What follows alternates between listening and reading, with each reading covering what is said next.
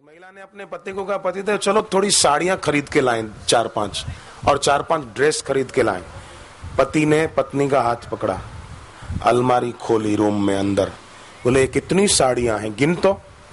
बोले बहुत सारी, अब गिनना क्या, बहुत है। फिर दूसरा कबाड़ खोला, बोले इसमें ड्रेस कितने, गिनती कर। बोले गिनती नहीं होगी, बहुत सारे हैं, पर और खरीदने हैं 2-4। तो पति ने कहा इतने सारे हैं और खरीदने। बोले ये सब तो पड़ोसियों ने देख लिए हैं, मैंने 2-4 बार 5 बार पहन लिए, इस रंग की साड़ियां भी पहन ली, ड्रेस भी पहन ली, सबने देख लिए। अब कुछ नया हो, नया रंग का ड्रेस हो, कोई नई डिजाइन। पति ने कहा फिर एक काम करते हैं, अपन सोसाइटी ही बदल लेते हैं। चल, उस सोसाइटी के लोगों ने तो सब ड्रेस नहीं देखे, सब साड़ियां नहीं देखी, सोसाइटी बदल लेते हैं। आवश्यकता कितनी आदमी की, ये भी ले आऊं, ये भी ले आऊं, ये भी ले आऊं, क्या हर्जा है, खरीद लो, क्या हर्जा है, नहीं क्या जरूरत है।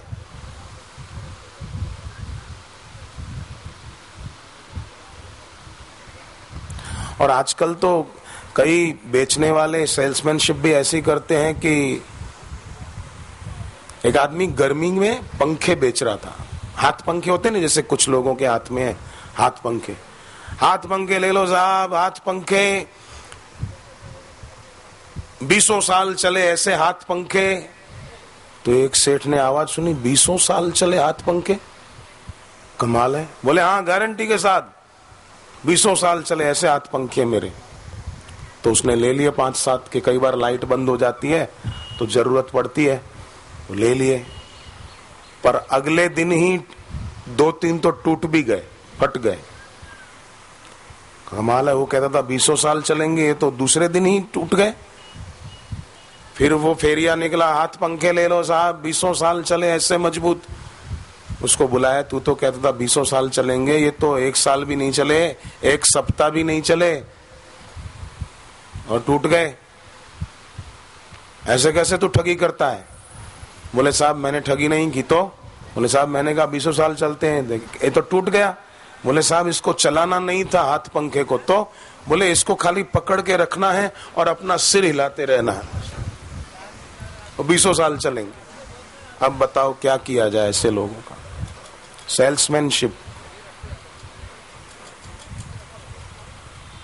बाजार में जाते हैं लोग, कपड़े खरीदते हैं। एक आदमी ने मुझे बताया, बोले मैंने कहीं से एक तैयार कुर्ता पजामा लिया, जो ही पहना पहनते ही फट गया, फिर दूसरा लेना पड़ा। तो संसार में पदार्थों को देखकर, चीजों को देखकर जो आकर्षित हो जाते हैं वो बहुत छोटी बुद्धि के हैं।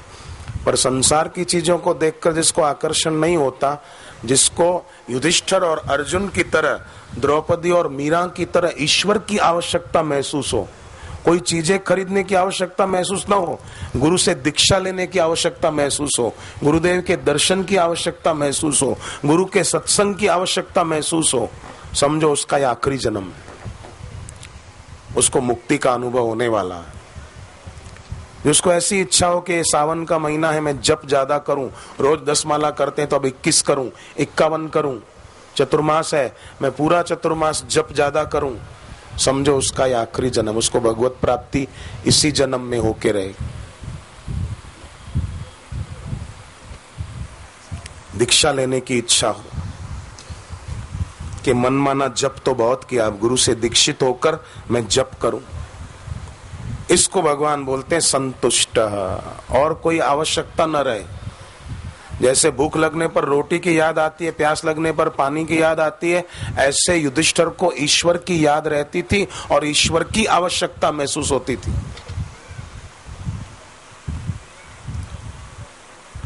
ऐसा जिसके जीवन में उसका जीवन धन्य है, वो धर्म का अमृत पान कर रहा है। संतुष्ट भगवान कहते हैं। सततम योगी यत आत्मा दृढ़ निश्चय, जो दृढ़ निश्चयी, जब करना है तो करना है, सूर्य को अर्घ्य देना है तो देना है, एकादशी का व्रत करना है तो करना है, सत्संग में जाना है तो जरूर जाना है। शादियों में जाना जरूरी लगता है कई लोगों को, पार्टियों में जाना जरूरी लगता है, पर सत्संग में जाना जरूरी नहीं लगता, तो दुर्भाग्य है। मयि अर्पित मनोबुद्धि माने उन्हीं से प्रेम और उन्हीं का विचार। ईश्वर और ईश्वर प्राप्त गुरु के चरणों में प्रेम, और जब शांत बैठे हो तो उन्हीं का चिंतन चले। आंख बंद करके बैठे तो वही हमारी आंखों के आगे हो, उन्हीं से प्रेम उन्हीं का विचार। इसको बोलते हैं मयि अर्पित मनोबुद्धि। क्योंकि मन और बुद्धि कोई ठोस वस्तु थोड़ी है। भगवान गीता में कहते हैं मन बुद्धि मुझे अर्पण करो, तो मन बुद्धि कोई चीज थोड़ी है कि लो भगवान ये मेरा मन आपको अर्पण, ये मेरी बुद्धि आपको अर्पण। तो मन और बुद्धि ईश्वर को अर्पण करना मतलब उन्हीं के चरणों में प्रेम और उन्हीं के विषय का विचार करना। गुरु से आत्मज्ञान का सत्संग सुना, फिर बैठ के विचार किया, ये बुद्धि उनको अर्पण करना। यही तो है मयि अर्पित मनोबुद्धि, और क्या है। तो भगवान ये चाहते हैं कि हम करें। जैसे भगवान राम थे, भगवान राम ने क्या किया, एक तो ताड़का को मार दिया। फिर भगवान राम ने क्या किया, अहिल्या का उद्धार किया। उसके बाद भगवान ने जनकपुर में धनुष तोड़ दिया। तो भगवान राम चाहते हैं ये तीन काम आप और हम भी करें। भगवान राम चाहते हैं हम भी ताड़का को मारें, भगवान चाहते हैं हम भी अहिल्या का उद्धार करें, और भगवान चाहते हैं हम भी धनुष तोड़े। तो कौन सी ताड़का को मारे, कि मन की बुरी इच्छा रूपी ताड़का को मारे, संतुष्ट। फिर भगवान ने अहिल्या का उद्धार किया, बुद्धि रूपी अहिल्या का उद्धार करें, उन्हीं के विषय का विचार, मयि अर्पित मनोबुद्धि। और फिर भगवान ने धनुष तोड़ा जनकपुर में, अहंकार रूपी धनुष तोड़ दे, निर्ममो निरअहंकार।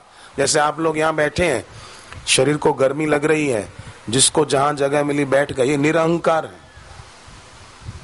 ना। घर पे होते तो हर सुविधा होती, सोफा होता, कुर्सी होती, पंखे, कूलर और एसी होते, पर यहाँ आप शरीर की प्रतिकूलता को ध्यान में न रखकर, गुरुदेव के दर्शन और सत्संग को महत्व देकर आप बैठे हैं, तो ये भी मयि अर्पित मनोबुद्धि ही हुआ। और भगवान कहते हैं ऐसा जो भक्त है वो मुझे प्यारा लगता है। यो मद भक्त स में प्रिय, वो भक्त मुझे प्रिय है। खाली मंदिर में जाकर दिया जला के आने वाला प्रिय नहीं है, जिसके जीवन में ये धर्म का अमृत है। भगवान कहते हैं यो मद भक्त समय प्रिय। और जो जीते जी धर्म के अमृत का पान करके ईश्वर और गुरु का प्यारा नहीं हो पाया, वो मरने के बाद भी ईश्वर का प्यारा नहीं हो पाएगा। ये तो खाली बोल देते हैं, कोई मर गया तो बोलते हैं फलाना आदमी भगवान को प्यारा हो गया। वो जीते जी भगवान का प्यारा हुआ था? नहीं हुआ था। तो जय सिया राम, मरने के बाद भी वो नहीं हो पाएगा, यमराज के डंडे खा रहा होगा। कहां जाएगा? कर्म प्रधान विश्व करी राखा, जो जस करई सो तस फल चाखा। जीवन भर अगर कंकर ही इकट्ठे करते रहे तो मौत के पास कोई जादू नहीं है कि उन कंकड़ों को हीरा बना दे। बोले कंकर नहीं इकट्ठे किए, हमने तो रुपया इकट्ठा किया है। अरे कंकर ही तो है, कागज ही तो है, और क्या है। जैसे छोटे बच्चे होते हैं ना, वो डाक की टिकटें इकट्ठी करते रहते हैं, अलग अलग डिजाइन की, कई बच्चे करते रहते हैं। तो कई लोग रुपए इकट्ठे कर रहे हैं, कोई हरा नोट है, कोई नीला नोट है, कोई लाल नोट है तो कागज ही। करो इकट्ठे, पर साथ न जाए कुछ भी, मौत जो आए भक्ति ही केवल है साथ निभाए। पाया है जो भी जग में वो छोड़ना पड़ेगा। साथ न जाए कुछ भी, मौत जो आए, साथ न जाए कुछ भी, मौत जो आए। भक्ति ही केवल है साथ निभाए। भक्ति ही केवल है साथ निभाए। पाया है जो भी जग में छोड़ना पड़ेगा। पाया है जो भी जग में छोड़ना पड़ेगा। संभल जा तू बंदे वरना रोना पड़ेगा। संभल जा तू बंदे वरना रोना पड़ेगा। हरे रामा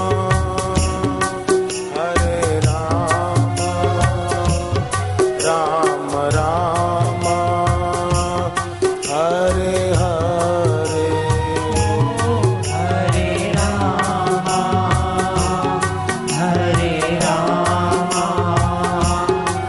राम रामा हरे हरे। हरे कृष्णा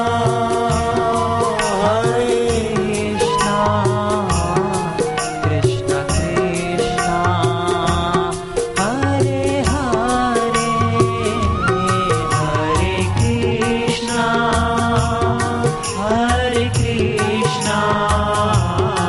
कृष्ण कृष्ण हरे हरे।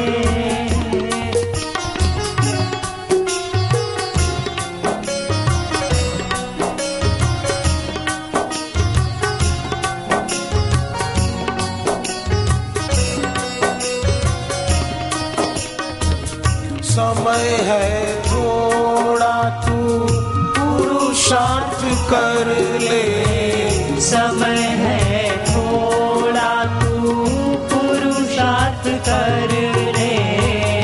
अपना हृदय तू भक्ति से भर ले। अपना हृदय तू भक्ति से भर ले। समय जो निकला फिर से हाथ ना लगेगा। समय जो निकला फिर से हाथ ना लगेगा। जाग जा तू बंदे वरना रोना पड़ेगा। जाग जा तू बंदे वरना रोना पड़ेगा। हरे राम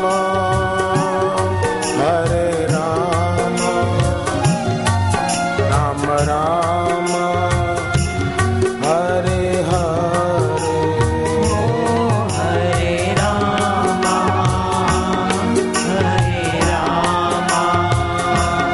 राम रामा हरे हरे। हरे कृष्णा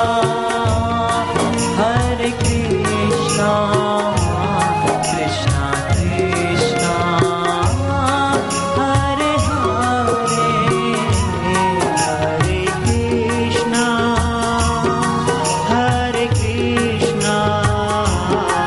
कृष्ण कृष्ण हरे हरे।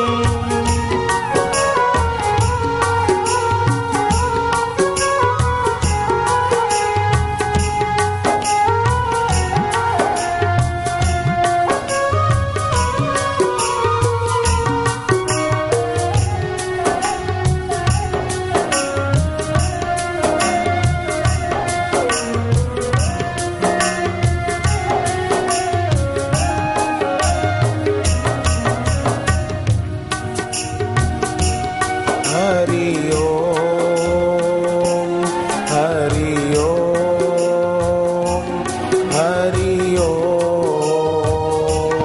हरि ओम हरि ओम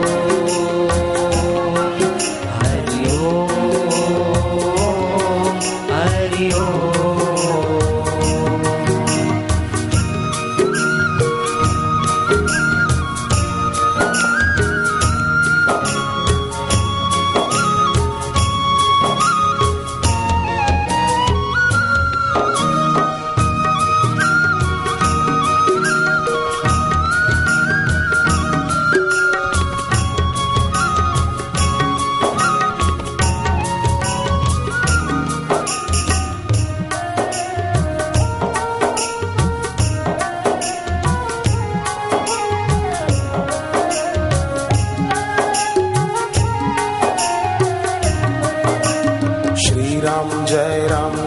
जय राम, श्री राम जय राम, जय जय राम, श्री राम जय राम, जय जय राम, श्री राम जय राम, जय जय राम, श्री राम जय राम, जय जय राम, श्री राम जय राम, जय जय राम, श्री राम जय राम, जय जय राम, श्री राम जय राम, जय जय राम, श्री राम जय राम, जय जय राम, श्री राम जय राम, जय जय राम, श्री राम जय राम, जय जय राम, श्री राम जय राम, जय जय राम, श्री राम जय राम, जय जय राम, श्री राम जय राम, जय जय राम, श्री राम जय राम, जय जय राम, श्री राम जय राम, जय जय राम, श्री राम जय राम, जय जय राम, श्री राम जय राम, जय जय राम,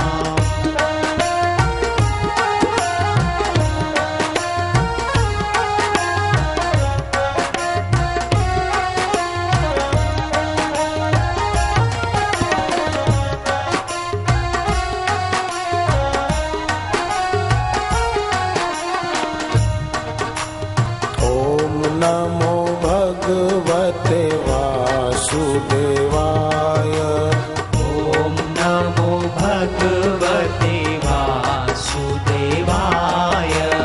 ओम नमो भगवते वासुदेवाय, ओम नमो भगवते वासुदेवाय, ओम नमो भगवते वासुदेवाय, ओम नमो भगवते वासुदेवाय, वासुदेवाय, वासुदेवाय, वासुदेवाय, वासुदेवाय।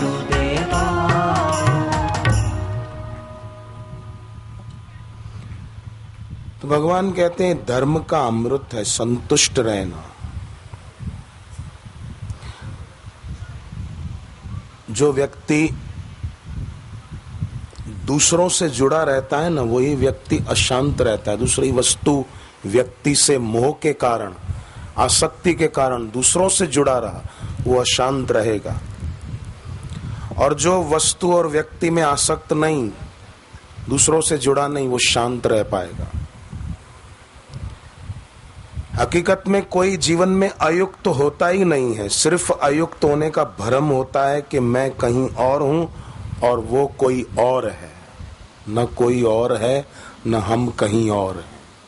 आत्मन्येवात्मना तुष्ट। सिर्फ एक ड्रीम क्रिएशन, एक स्वप्न का भाव है और कुछ नहीं। इसलिए शिव जी को बोलना पड़ा, उमा कहूँ मैं अनुभव अपना, सत्य हरि भजन जगत सब स्वप्ना। देखो स्वप्ना देखते हैं नींद में, तो सपने में ये सबका अनुभव है। अगर कोई दुखद दृश्य दिखता है तो सपने में दुख भी होता है ना, धड़कन बढ़ जाती है। और सपने में कोई सुखद दृश्य देखते हैं तो सपने में सुख भी होता है, पर आंख खुली तो कुछ भी नहीं। ऐसे ही गुरु के ज्ञान से अगर आंख खुल जाए, विवेक की, वैराग्य की, ज्ञान दृष्टि प्राप्त हो जाए, उगर ही विमल विलोचन ही के, तो मिट ही दोष दुख भव रजनी के। इसलिए सत्संग की जरूरत है। पर आज का आदमी सत्संग जरूरी नहीं समझता, और काम जरूरी समझता है। आप एक बात सोचो, आप समझदार हो, और काम अधूरे छोड़कर कोई आदमी मर जाए तो दूसरे रिश्तेदार उसके काम पूरे कर देते, नहीं करते? किसी के बेटे बेटे की शादी रह गई और वो दुनिया से चला गया तो रिश्तेदार मिलकर करा देते हैं बच्चों की शादी। और कुछ काम हो तो वो रिश्तेदार कर देते हैं, मामा चाचा आदि अच्छे लोग मिलके कर देते। पर अपने उद्धार का काम अधूरा छोड़कर कोई मर गया तो वो कौन करेगा बताओ? भूख मुझे लगी हो और मेरे बदले आप रोटी खाओ तो मेरा पेट कैसे भरेगा? तबीयत मेरी खराब हो और मेरे बदले दूसरा कोई दवाई खाए तो मेरी तबीयत अच्छी कैसे होगी। इसलिए अपने उद्धार का काम अपने को करना होगा, और वो है सत्संग, शांति, ईश्वरीय शांति, जप तप। ये अपने उद्धार का है।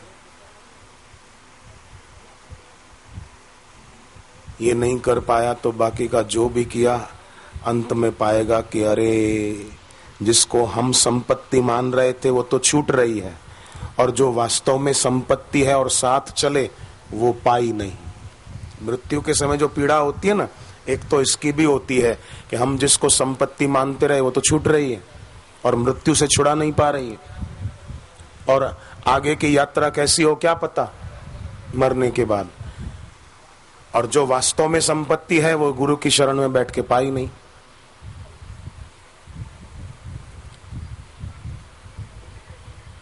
तो सत्संगी बहुत फायदे में रहता है, क्योंकि वो संपत्ति पाता है जो मृत्यु के द्वारा छीनी न जा सके।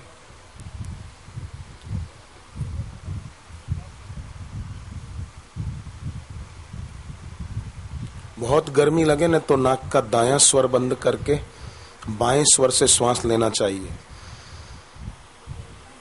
क्योंकि नाक का बायां स्वर चंद्र स्वर कहलाता है और दायां सूर्य स्वर कहलाता है। सूर्य गर्म और चंद्र ठंडा। तो जब ज्यादा गर्मी लगे ना तो दायां बंद करके बाएं से श्वास लेना चाहिए और 10-15 सेकंड रोकना चाहिए। छोड़ते समय फिर बायां बंद रख के दाएं से छोड़ना चाहिए। फिर दोबारा लेते समय दायां बंद रखकर बाएं से ही लिया गहरा श्वास, 10-15 सेकंड रोक दिया और छोड़ते समय बायां बंद रखकर दाएं से छोड़ दिया। ऐसा 5-6 बार करें ना तो गर्मी का प्रकोप नहीं रहता, गर्मी की असर नहीं रहती। गर्मी बंद नहीं हो जाएगी पर उससे हमारे शरीर पर उसका बुरा असर नहीं पड़ेगा।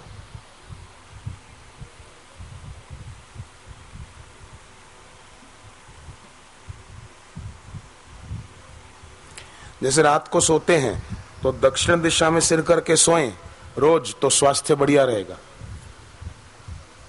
आयु लंबी होगी, घर में लक्ष्मी आएगी। आंखों की तकलीफ रहती है किसी को, गर्मियों में आंखों में जलन खूब होती है, आंखों से पानी बहता है, तो दोपहर को लेट गए घर पे और किसी को कह दिया प्याज छिलका उतार के हाथ से ही तोड़कर पतले कपड़े में बांधकर पैर के तलवे में घिसे अच्छी तरह से, तो आंखों की तकलीफ दूर हो जाती। और आंखों की तकलीफ दूर करने का और आंखों की रोशनी बढ़ाने का एक मंत्र अग्निदेव ने वशिष्ठ जी को बताया है अग्नि पुराण में। ओम पुष्कराक्षाय नमः, ओम पुष्कराक्षाय नमः, ओम पुष्कराक्षाय नमः, पुष्कराक्षाय, ओम पुष्कराक्षाय नमः। इससे नेत्र रोग दूर होते हैं। रात को लेटे, जिनको आंखों की तकलीफ हो पैर के तलवे में घी की मालिश कराएं, आंखों की तकलीफ दूर होगी। दवाइयां बाहर से नहीं लेनी पड़ेगी, ऑपरेशन नहीं कराना पड़ेगा। बड़ी उम्र में कई लोगों को आंख का ऑपरेशन कराना पड़ता है, मोतिया आ गया, ये हो गया, वो हो गया, ये झंझट ही नहीं आए। और सूर्य भगवान को अर्घ्य दें, जिनको आंखों की तकलीफ रहती हो रविवार को नमक मिर्च न खाएं, नेत्र रोग दूर होके ही रहेगा। ओम पुष्कराक्षाय नमः, ओम पुष्कराक्षाय नमः। और आश्रम के नेत्र बिंदु आंख में डालें, जल्दी फायदा होगा।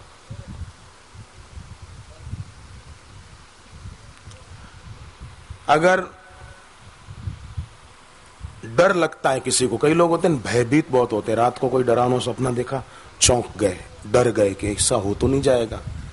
डर लगता हो किसी को तो भगवान और गुरुदेव का स्मरण करते हुए ओम ऋषिकेशाय नमः, ओम ऋषिकेशाय नमः, ओम ऋषिकेशाय नमः। बच्चे भी डरते हैं, कई बार आधी रात को डर के बैठ जाते हैं, तो बच्चों के सिर पर हाथ घुमाते हुए ओम ऋषिकेशाय नमः, बेटे ओम ऋषिकेशाय नमः, ओम ऋषिकेशाय नमः, तो भय की निवृत्ति होती है। अनाज खरीद कर आ रही हो बहनें बाजार से, या भाई खरीदी करके आ रहे हो रसोई का सामान, तो वो लाते समय ओम अनंताय नमः, ओम अनंताय नमः, ओम अनंताय नमः, तो घर में अन्न के भंडार भरपूर रहेंगे, अन्न की कमी नहीं रहेगी उस घर में, कितने ही भंडारे होते रहें। ओम अनंताय नमः, ओम अनंताय नमः। आइसक्रीम खरीद कर लाते समय बोलोगे तो नहीं होगा भंडार भरपूर। गर्मी में कोई सोचे कि आइसक्रीम खाऊं मजा आ जाएगा, आइसक्रीम कोई बुरी चीज नहीं है, पर यथा योग्य देश काल परिस्थिति के अनुसार और अमुक मात्रा में।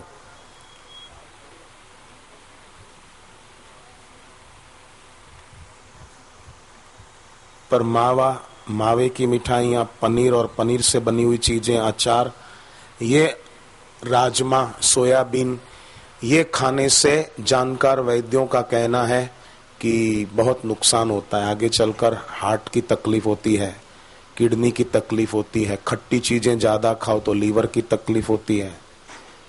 इसलिए इन चीजों से परहेज करें, शरीर को निरोग रखें।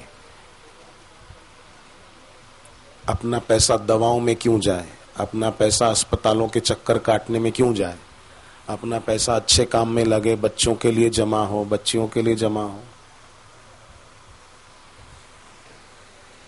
कितना अच्छा हो। तो घर में अनाज लाते समय ओम अनंताय नमः।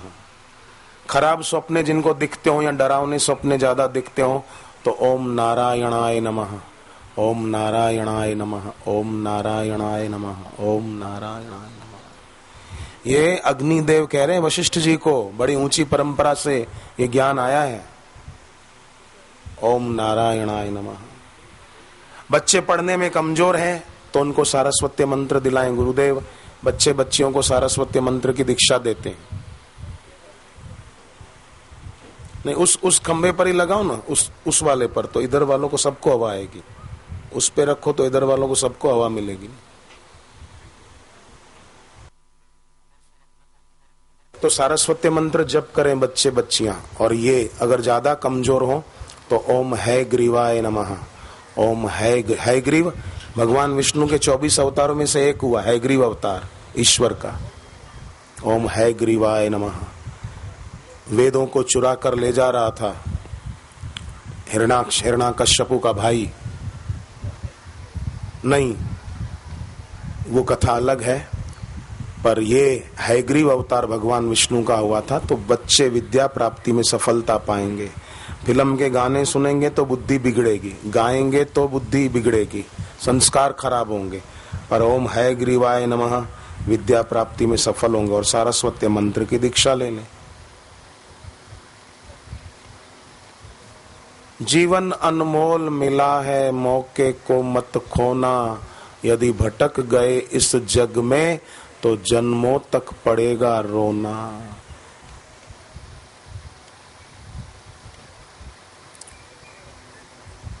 कबीर जी और तुलसीदास जी ने इसलिए सत्संग की महिमा गाते हुए कुछ पद लिखे हैं, वो हम लोग पाठ करेंगे। जिनको पत्रिका न मिली हो वे कृपा करके हाथ ऊपर करेंगे तो बांटने वाले उनको पत्रिका पहुंचाने की